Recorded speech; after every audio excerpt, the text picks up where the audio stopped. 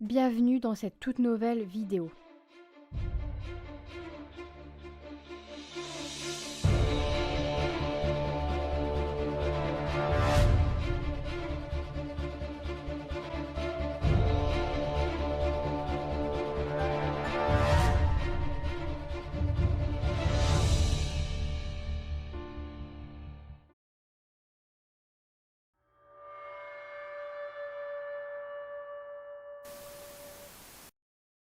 Nous sommes en Allemagne en 1984.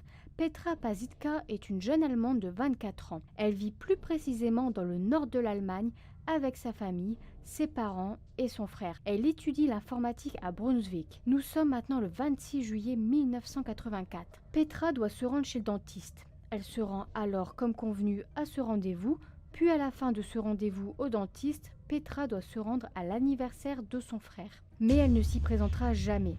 Elle ne se rendra pas à l'anniversaire de son frère et on ne la reverra plus. Que s'est-il passé? Qu'a-t-elle fait à sa sortie de chez le dentiste? A-t-elle eu un imprévu? A-t-elle fait une mauvaise rencontre? En tout cas, sa famille ne la reverra plus. La police allemande, quant à elle, s'active pendant plusieurs mois pour tenter de retrouver la jeune femme. On commence aussitôt à penser à l'hypothèse de l'enlèvement. Mais nous n'avons cependant aucun indice. Petra a disparu sans laisser aucune trace. Nous avons alors aucune idée de ce qui lui a pu lui arriver réellement, jusqu'à l'année suivante, en 1985, où un homme du nom de Gunther est arrêté, car suspect dans le viol et le meurtre d'une jeune fille de 14 ans. Celle-ci a été agressée sexuellement puis tuée en 1984, soit la même année de la disparition de Petra. Et cette jeune fille a été retrouvée non loin où a disparu Petra. Gunther avoue les deux meurtres, notamment celui de Petra qu'il a avoué en 1987. Il a avoué les faits et suivant ses indications, uniquement le corps de la jeune fille de 14 ans a pu être retrouvé. Gunther fut alors arrêté, mais se rétracte au sujet de son implication dans la disparition de Petra. En 1989, l'enquête fut officiellement classée et Petra est déclarée officiellement comme décédée, même si on n'a jamais retrouvé son corps, car tous, la police, la justice ainsi que les proches de Petra la considère alors comme décédée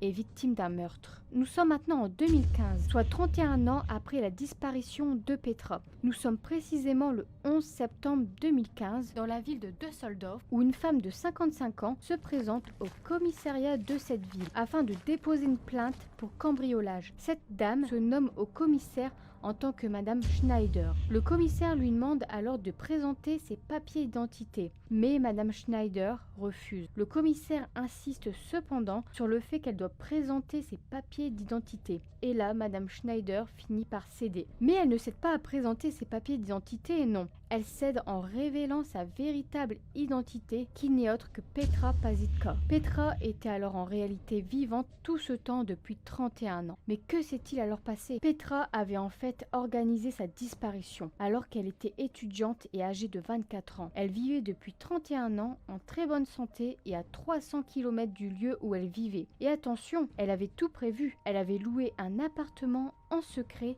avant sa fuite, pour lequel elle avait mis de côté l'équivalent de 2000 €. Petra a vécu durant 31 ans dans plusieurs villes de l'ouest de l'Allemagne. Elle a vécu sans carte de sécurité sociale ni compte en banque. Elle payait tout en liquide et travaillait au noir. La justice allemande, par contre, ne peut pas poursuivre Petra, car elle n'a rien fait d'illégal. Elle n'a pas utilisé de faux papiers, donc elle n'a pas enfreint la loi. À ce jour, Petra est de nouveau déclarée comme vivante, car sur son dossier, Petra était déclarée comme décédée. Petra a refusé d'expliquer son acte, de fournir des explications à cette fuite. Le mystère reste donc encore entier sur les raisons et les motifs de sa disparition. Petra a avoué cependant que sa famille n'y était pour rien dans sa fuite, mais elle a refusé de renouer avec son frère et avec sa mère. Son père est décédé il y a maintenant très longtemps. Sa mère et son frère auraient fondu en larmes en apprenant la nouvelle et lui auraient aussi écrit. Mais Petra refuse tout de même tout contact avec sa famille.